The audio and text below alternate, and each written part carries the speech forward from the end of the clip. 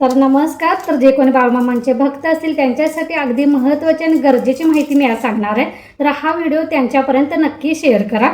तर उद्यापासून बाळमामांचा सप्ताह चालू होणार आहे. सप्ताह म्हणजे नवरात्र नसतं, उद्या वात बसणार.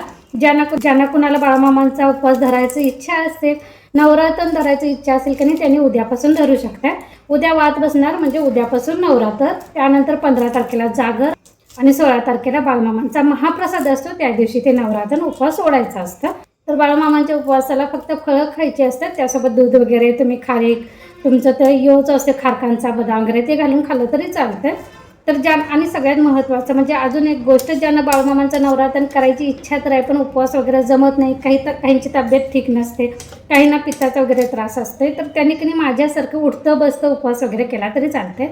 उठता बसता म्हणजे काय करायचं, आता उद्या वात बसणार आहे की नाही, उद्या सकाळी उपवास पकडायचा, फळं वगैरे खायची आणि संध्याकाळी जेवण बनवायचं आणि ताजं जेवण कधी नैवेद्य दाखवून आपण उपवास सोडायचा. त्यानंतर 15 तारखेला जागर असतो, त्या दिवशी सकाळी परत उपवास पकडायचा.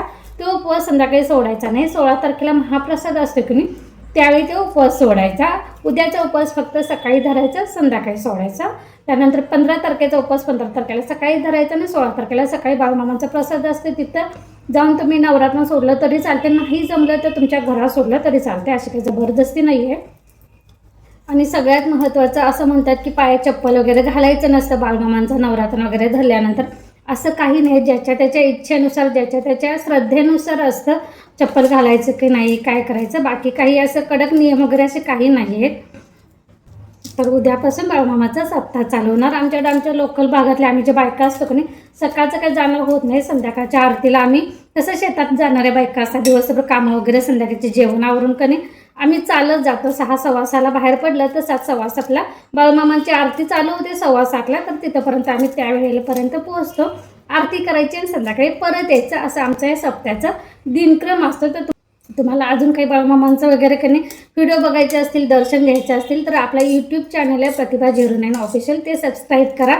त्याचं जे बेल आयकॉन असतं म्हणजे जे घंटीचं बटन असतं ते टच करायचं. त्यानंतर ऑलचं ऑप्शन येतं ALL, तर ते टच करायचं, जेणेकरून माझे जे काही व्हिडिओ येतील की नाही त्याचं नोटिफिकेशन तुम्हाला यूट्यूबला लगेच मिळत जाईल. चला, तर हेच मला सांगायचं होतं आणि म्हणूनच मी पहिल्यांदा म्हटलं हा व्लॉग जे कोणी बाळमामांचे भक्त असतील त्यांच्यापर्यंत पोहोचवा. तुम्ही शेअर करा त्यांना, जेणेकरून ज्यांना उपवास पकडायचे असतील, ज्यांची इच्छा असेल की नाही, त्यांच्यापर्यंत हा व्हिडिओ नक्की जाईल. उपवास चालू व्हायच्या अगोदर जाईल, ह्यासाठी सांगते, कारण उद्यापासून की नाही उपवास चालू होईल.